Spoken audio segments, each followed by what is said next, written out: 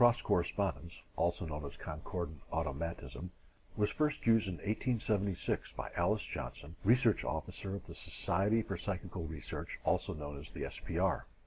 According to Nandor Fodor in his Encyclopedia of Psychic Science, Miss Alice Johnson is said to have first discovered it through the messages received through various mediums about the same time in places as far apart as India, New York, and London.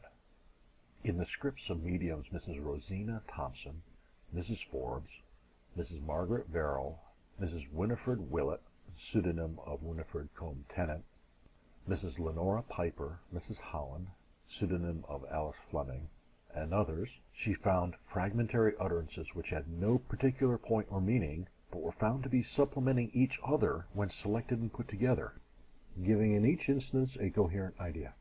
Thus, in one case, writes Miss Johnson, Mrs Forbes' script, purporting to come from her own son Talbot, stated that he must now leave her, since he was looking for a sensitive who wrote automatically, in order that he might obtain corroboration of her own writing. Mrs Verrall, on the same day, wrote of a fir-tree planted in a garden, and the script was signed with a sword and a suspended bugle.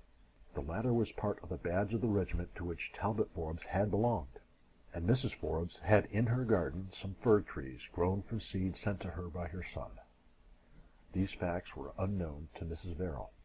Miss Johnson's conclusions were, we have reason to believe that the idea of making a statement in one script complementary to a statement in another had not occurred to Mr. Frederick W. H. Myers in his lifetime, for there is no reference to it in any of his written utterances on the subject that I have been able to discover. Neither did those who have been investigating automatic script writing since his death invent this plan, if plan it be. It was not the automatists themselves that detected it, but a student of their scripts. It has every appearance of being an element imported from outside. It suggests an independent invention, an active intelligence constantly at work in the present, not a mere echo or remnant of individualities of the past. The spirit of then-deceased Frederick W. H. Myers suggested that cross-correspondence was originated by spirit to demonstrate that there was no human telepathy at play. Hundreds of pages of the SPR proceedings were devoted to the subject and aroused great controversy.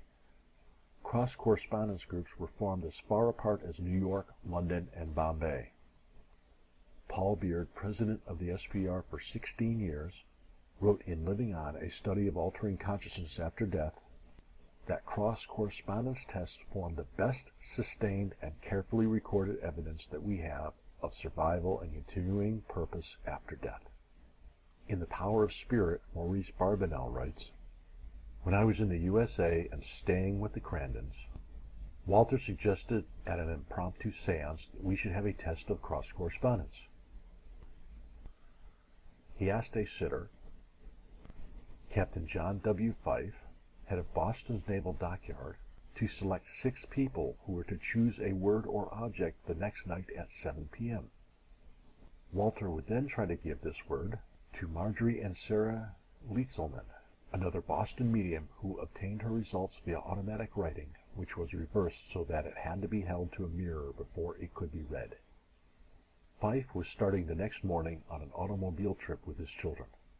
He knew he would be motoring through New Hampshire, but he did not know where he would be at 7 p.m. But he promised to find a group to select the word and to sign a statement telling what they had done. Then Fife was to telephone the French store at Royalston, about 70 miles from Boston, and give the word to them.